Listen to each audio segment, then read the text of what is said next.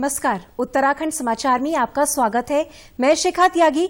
सबसे पहले एक नजर सुर्खियों पर। महाशिवरात्रि के पर्व पर हरिद्वार में हुआ पहला शाही स्नान। कई अखाड़ों के साधु संत और नागा साधुओं सहित करीब 22 लाख श्रद्धालुओं ने लगाई हर की पैड़ी में आस्था की डुबकी।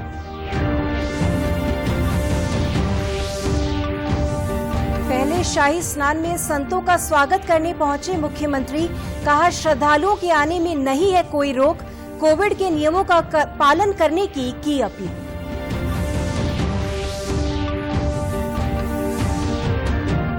विश्व प्रसिद्ध केदारनाथ धाम के कपाट 17 मई को सुबह 5 बजे खोले जाएंगे। कपाट खोलने की प्रक्रिया 12 मई से होगी शुरू। 16 मई को केदारनाथ धाम पहुंचेगी डोली।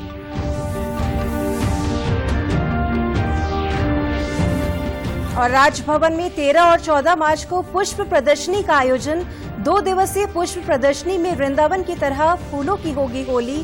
पुष्प उत्पादकों के लिए भी होगी कई प्रतियोगिताएं। अब समाचार विस्तार से। आज महाशिवरात्रि का पर्व है। इस अवसर पर हरिद्वार में पहला शाही स्नान सुबह 8 बजे से शुरू हुआ। सबसे पहले हर की पैड़ी पर अखाड़ों का स्नान शुरू हुआ। इस दौरान साधु संतों और नागाओं ने स्नान किया। हर की पैड़ी पर स्नान के लिए काफी भीड़ रही। इसके लिए पुलिस बल भी जगह जगह तैनात रहा। 7 अखाड़ों ने आज शाही स्नान में भाग लिया और शिवालयों में हर की पैड़ी का जल चढ़ाया। प्रशासन ने आज के शाही स्नान को देखते हुए हर की पैड़ी को केवल अखाड़ों के लिए आरक्षित किया था। सबसे पहले श्री पंच दशनाम जूना अखाड़ा ने स्नान शुरू किया, जिसकी अगुवाई जूना अखाड़ा के आचार्य महामंडलेश्वर स्वामी अवधेशानंद गिरी ने की। इसके बाद श्री पंचायती अखाड़ा निरंजनी का जुलूस शाही वैभव के साथ स्नान के लिए हर की पैड़ी पहुंचा। किन्नर अखाड़ा की आचार्य महामंडलेश्वर लक्ष्मी नारायण त्रिपाठी के नेतृत्व में किन्नर अखाड़ा की ओर से स्नान किया गया। इस दौरान निकाले गए जुलूस का नेतृत्व निरंजनी अखाड़े के आचार्य महामंडलेश्वर स्वामी कैलाशानंद गिरी ने किया। श्री पंचायती निरंजनी और आनंद अखाड़े के आचार्य महामंडलेश्वर समेत अन्य संतों ने भी हर की पैड़ी के ब्रह्मकुंड में स्नान किया। हर की पैड़ी ब्रह्मकुंड पर श्री पंचायती अखाड़ा निरंजनी और आनंद अखाड़े के आचार्य महामंडलेश्वर और साधु संत ने डुबकी लगाई।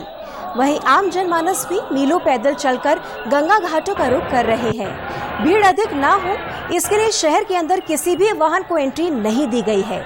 बाहरी क्षेत्रों में वाहन खड़े करने के बाद ही श्रद्धालु पैदल ही गंगा घाटों की तरफ रवाना हो रहे हैं। प्रशासन ने ऋषिकुल गंगा घाट, कश्यप घाट, गोविंदपुरी, प्रेमनगर आश्रम घाट पर श्रद्धालुओं के स्नान के लिए चाक चौबंद व्यवस्था कर रखी है। हर की पैड़ी से सटे नाई सोता घाट, सुभाष घाट, अलकनंदा घाट, बिरला घाट पर भी हर की पैड़ी जैसा ही दृश्य देखने को मिल रहा है। शाही स्नान के दौरान हर की पैड़ी पर उत्तराखंड पुलिस बैंड के द्वारा भजन धुन की प्रस्तुति भी दी गई। वैश्विक महामारी को देखते हुए जिस तरह से शासन प्रशासन ने, मेलाधिकारी ने, पुलिस मेलाधिकारी ने जो व्यवस्था कर रखी है वो भव्य और दिव्य है और बहुत आसानी से सभी श्रद्धालु संत स्नान कर रहे हैं और महाशिवरात्रि को आपके चरण सबको बधाई। पहले शाही स्नान में मुख्यमंत्री तीरथ सिंह रावत भी हर की पैड़ी के ब्रह्मकुंड पहुंचे और ब्रह्मकुंड पर महाशिवरात्रि पर्व पर स्नान कर रहे श्री पंचायती अखाड़ा निरंजनी के संत महात्माओं का माला पहनाकर स्वागत किया। इस अवसर पर मुख्यमंत्री ने कहा कि कुंभ में श्रद्धालुओं के लिए कोई भी रोक टोक नहीं है, किसी से भी सख्ती नहीं की जाएगी। उन्होंने श्रद्धालुओं से निवेदन किया कि कोविड-19 से बचाव की गाइडलाइंस का पालन करने के साथ ही मास्क पहनने व सोशल डिस्टेंसिंग का पालन करें। मुख्यमंत्री ने कहा कि आज कुंभ का पहला शाही स्नान है। इसे विशेष बनाने के लिए राज्य सरकार सभी साधु संतों का पुष्प वर्षा कर स्वागत कर रही है। उन्होंने कहा कि दिव्य, भव्य और सुरक्षित कुंभ के आयोजन के लिए हमारी सरकार प्रतिबद्ध है। आज महाशिवरात्रि के दिन पर शाही स्नान सुबह 8 बजे तक जनता के लिए ओपन था। बड़ी भारी मात्रा रात भर लोग यहाँ स्नान करने आए थे और सुरक्षित वो लौटे हैं। उसके तत्काल बाद अखाड़ों शुरू हुए और 5 अखाड़े बड़े शांतिपूर्ण तरीके से स्नान किए हुए हैं। हेलीकॉप्टर से भी उनका स्वागत और अभिनंदन फूल वर्षों से हमने करवाया है। कोई सख्ताई नहीं है, इतना जरूर है कि जो उसकी गाइडलाइन है कोविड की उसका पालन करें। वहीं आज महाशिवरात्रि होने से हरिद्वार के शिवालयों में जल अभिषेक के लिए श्रद्धालुओं की अत्यधिक भीड़ जुटी रही। कांवड़ यात्रा के कारण दूसरे प्रांतों से भी श्रद्धालु गंगा जल लेने के लिए हरिद्वार पहुंचे। हरिद्वार आज भगवान शिव और मां गंगा के जय उद्घोष से गूंज उठा। स्थानीय लोगों ने साधु संतों और नागाओं का जगह जगह पुष्प वर्षा कर स्वागत किया। मेलाधिकारी दीपक रावत ने बताया कि कुंभ मेले के लिए बहुत सी व्यवस्थाएं की गई हैं, जिससे श्रद्धालुओं को परेशानी न उठानी पड़े। भीड़ को नियंत्रित करने के लिए अलग अलग गंगा घाटों में स्नान की व्यवस्था की गई है। उन्होंने बताया कि नए बस स्टैंड को आज से श्रद्धालुओं के लिए खोल दिया गया है।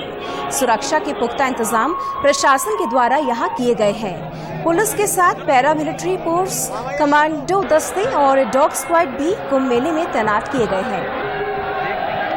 हर की पैड़ी और मालवीय घाट में साफ सफाई हमारी हो चुकी है और अन्य सभी घाटों पे भी काफी अच्छे तरीके से स्नान संपन्न हो रहा है। इसमें अच्छे बस स्टैंड्स का तो बहुत अच्छा प्रयोग हुआ है। टॉयलेट्स का भी पूरा प्रयोग हो रहा है। हमने 10 टॉयलेट्स के ऊपर एक इनफैक्ट सैनिटरी वर्कर दिया हुआ है और हर 10 टॉयलेट्स पे एक हमने वॉश बेसिन भी दिया है। शाही स्नान के दिन आप जानते हैं कि हर की पैड़ी एक तरह से रिजर्व्ड होती है खाड़ों के लिए, लेकिन बाकी हमारे टोटल 9.5 किलोमीटर के घाट हैं जो हरिद्वार में हैं। इसमें कनखल के भी घाट हैं, मायापुर के भी घाट हैं, सभी रोड से कनेक्टेड हैं। उसका वो लोग जरूर प्रयोग करें और इनफैक्ट हमारे जितने बस स्टैंड्स भी अगर हम धीरवाली को छोड़ दें तो उनसे लगते हुए, इनफैक्ट उनसे चिपके हुए भी हमारे घाट से उन सबका प्रयोग किया जाए। प्रशासन के अनुसार आज पहले शाही स्नान में करीब 22 लाख श्रद्धालुओं ने हरिद्वार में गंगा स्नान किया है। वहीं प्रदेश भर में आज महाशिवरात्रि पर्व पर श्रद्धालुओं ने शिवालयों में जलाभिषेक किया। विभिन्न मंदिरों में सोशल डिस्टेंसिंग का पालन कराते हुए श्रद्धालुओं को मंदिरों में प्रवेश दिलाया गया। बागेश्वर में प्रसिद्ध बागनाथ मंदिर में श्रद्धालुओं का दिन भर तांता लगा रहा। महाशिवरात्रि के मौके पर श्रद्धालुओं ने सरयू नदी में आस्था की डुबकी लगाई। महाशिवरात्रि हिंदुओं का एक प्रमुख त्योहार है। माना जाता है कि सृष्टि का प्रारंभ भी इसी दिन से हुआ। लोग यहाँ पर सुबह से लगभग 3:30 बजे से लगातार चले पड़े हैं और गंगा स्नान के अतिरिक्त यहाँ पर पूजा पाठ, अंदर दर्शन के लिए काफी भीड़ आप चारों तरफ देख रहे हैं, काफी भीड़ उमड़ी हुई है। आज शिव पूजा का विशेष महत्व होने के साथ साथ शिव जी की 4 पहर की पूजा यहाँ पर होती है। यह भी मान्यता है कि इसी दिन भगवान शिव का विवाह देवी पार्वती के साथ हुआ था। इसी दिन से जुड़ी एक और मान्यता है कि महाशिवरात्रि के दिन ही भगवान शिव ने कालकूट नामक विष को अपने कंठ में रख लिया था, जो समुद्र मंथन के दौरान बाहर आया था। कुमाऊं की काशी बागेश्वर में मान्यता है कि इस दिन भगवान शिव बैजनाथ धाम से अपनी बारात लेकर बागेश्वर आए और यहीं उनका पार्वती से विवाह हुआ। भगवान शिव की जब शादी हुई थी तो माता पार्वती से तो बैजनाथ से होते हुए यहाँ से बारात निकली थी और एक दिन का स्टे जो है बैजनाथ में हुआ था। तो बागेश्वर नगरी जो है भगवान शिव की नगरी मानी जाती है और हम जो है भगवान शिव के ससुराल पक्ष से हैं और आज के दिन तो हम उनका विशेष स्वागत करते हैं इस बारात का। और शिवरात्रि का पर्व जब भी आता है तो हम बागनाथ नगरी में होने के कारण हम जो है इसे विशेष महत्व देते हैं और पूजा अर्चना करते हैं। केदारनाथ धाम के कपाट 17 मई को सुबह 5 बजे विधि विधान और मंत्रोच्चार के साथ खोले जाएंगे। आज महाशिवरात्रि के पावन पर्व पर बाबा केदार के शीतकालीन गद्दी स्थल ओंकारेश्वर मंदिर ऊखीमठ में केदारनाथ के रावल शिव शंकर लिंग ने वेदपाठी, तीर्थ पुरोहितों और स्थानीय लोगों की मौजूदगी में केदारनाथ धाम के कपाट खुलने की तिथि घोषित की। बताते चले कि केदारनाथ धाम के कपाट खोलने के कार्यक्रम 12 मई से ही आरंभ हो जाएंगे। 14 मई को बाबा केदारनाथ की चल विग्रह पंचमुखी उत्सव डोली ओंकारेश्वर मंदिर ऊखीमठ से प्रस्थान कर केदारनाथ के लिए रवाना होगी और अपना पहला रात्रि प्रवास फाटा में करेगी।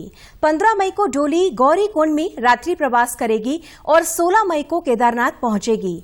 17 मई को सुबह 5 बजे केदारनाथ के कपाट ग्रीष्म काल के लिए श्रद्धालुओं के लिए खोल दिए जाएंगे। जब भगवान केदारेश्वर जी की कपाट खुलने की शुभ तिथि निश्चित हो चुकी है, जो 17 मई 2021 को यहाँ पर विधिवत घोषणा की गई है।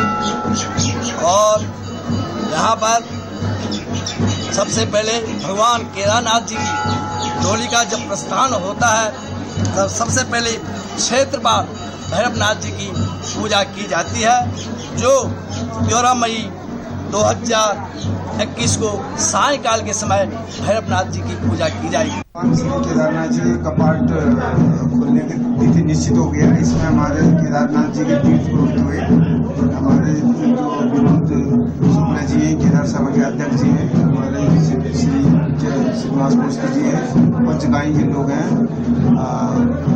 पूज्य रावल जी वह राइट होल्डर जितने श्रोमण की उपस्थिति में कार्यक्रम हुआ। भगवान केदारनाथ जी के कपाट 17 मई को सुबह 5 बजे खुलने दिए जाएंगे।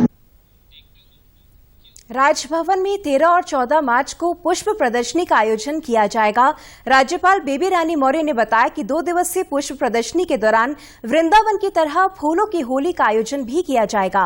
उन्होंने बताया कि इस दौरान पुष्प उत्पादकों के लिए कई प्रतियोगिताएं भी होंगी। राज्यपाल ने बताया कि इस वर्ष अगस्त सितंबर में सेब व लीची महोत्सव का आयोजन किया जाएगा, जिससे स्थानीय फल उत्पादकों को प्रोत्साहन मिल सके। उन्होंने कहा कि आम जन के लिए प्रदर्शनी दोनों दिन शाम 6 बजे तक खुली रहेगी। राज्यपाल ने बताया कि पुष्प प्रदर्शनी के उद्घाटन से एक दिन पहले 12 मार्च को दोपहर बाद गरीब, दिव्यांग एवं वंचित वर्ग के बच्चों सहित सभी बच्चों को विशेष रूप से प्रदर्शनी के लिए आमंत्रित किया जाएगा और ये बच्चे पुष्प प्रदर्शनी के पहले दर्शक होंगे। उन्होंने कहा कि पिछले साल कोविड-19 के कारण आयोजन नहीं हो पाया था, लेकिन इस वर्ष सभी सावधानियों के साथ इसका आयोजन करने का निर्णय लिया गया।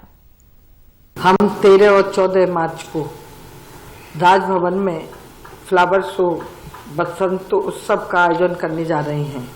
आपको विदित ही है, और ये 2003 से प्रारंभ हुआ है।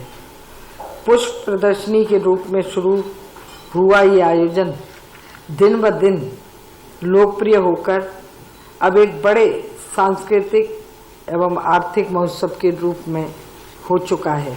पिछले वर्ष हम कोविड की वजह से इसको नहीं कर पाए थे, परंतु इस वर्ष सभी सावधानियों के साथ इसका आयोजन करने का निर्णय लिया गया है। इसमें कोविड-19 से जुड़ी जितनी भी सावधानी है उनका हम अक्षरशः पालन करेंगे। जितने भी हमारे भाई बंधु देखने आएंगे उनसे भी लगातार यही आग्रह करेंगे कि सोशल डिस्टेंसिंग और मास्क का जरूर वो पालन करें। हल्द्वानी की रहने वाली नव्या पांडे जू-जित्सु खेल में राष्ट्रीय और अंतर्राष्ट्रीय स्तर पर लगातार उत्कृष्ट प्रदर्शन कर रही हैं। अब नव्या अगले साल 3 बड़ी अंतर्राष्ट्रीय प्रतियोगिताओं में देश का प्रतिनिधित्व करने जा रही हैं। नव्या ने चीन में प्रस्तावित एशियन गेम्स, थाईलैंड में प्रस्तावित Asian indoor martial arts game और बर्मिंघम में होने वाली वर्ल्ड गेम के लिए क्वालिफाई कर लिया है। नव्या पांडे 2013 में इस मार्शल आर्ट से जुड़ी हैं। नव्या ने 2017 में दिल्ली में आयोजित जू-जित्सु नेशनल चैंपियनशिप, 2018 में केरल में आयोजित जू-जित्सु नेशनल चैंपियनशिप और 2019 में चेन्नई में आयोजित नेशनल चैंपियनशिप में स्वर्ण पदक प्राप्त किया है। वहीं नव्या ने अंतर्राष्ट्रीय प्रतियोगिताओं में भी 4 पदक प्राप्त किए हैं। नव्या ने बताया कि अंतर्राष्ट्रीय चैंपियनशिप के लिए उन्होंने अभी से तैयारियां शुरू कर ली हैं। मैं करीबन 10 से 15 साल से जुजुत्सु मार्शल आर्ट्स कर रही हूँ और जुजुत्सु की ट्रेनिंग ले रही हूँ। साथ ही अभी मेरा सिलेक्शन अगले साल के एशियन गेम्स के लिए हुआ है। प्री राउंड्स मैंने क्वालिफाई कर लिए हैं, क्योंकि लगातार 2019 में भी मेरा थाईलैंड में ब्रोंज मेडल रहा देश का प्रतिनिधित्व करते हुए, और साथ ही अब वर्ल्ड गेम्स की भी तैयारी चल रही है मेरी। वर्ल्ड गेम्स के भी प्री राउंड्स मैंने क्वालिफाई कर लिए हैं, जो कि 2022 में बर्मिंघम में होने वाले हैं। कोच विनोद लखेड़ा ने उम्मीद जताई कि विश्व चैंपियनशिप में भी नव्या पांडे देश और उत्तराखंड का नाम रोशन करेंगी। बहुत अच्छी बात है कि अब लड़कियों का जो धीरे धीरे, हमारी बेटियों का रुझान धीरे धीरे मार्शल आर्ट्स की तरफ बढ़ रहा है, और आने वाले टाइम में भविष्य को लेकर मार्शल आर्ट्स बहुत अच्छे रूल्स निकाल रहा है कि बच्चों को सेल्फ डिफेंस सिखाया जाए, बच्चों को धीरे धीरे हर आगे बढ़ाया जाए, और आने वाले टाइम में बच्चियाँ इस गेम्स के through, jujutsu martial arts games के थ्रू अपने कैरियर को बना रही हैं। उत्तराखंड की खबरों के लिए आप हमसे सोशल मीडिया के माध्यम से भी जुड़ सकते हैं। हमारा ट्विटर हैंडल है DDNews_देहरादून, हमारा फेसबुक पेज है DD न्यूज उत्तराखंड, और हमारे YouTube channel DD news Uttarakhand को भी आप सब्सक्राइब कर सकते हैं।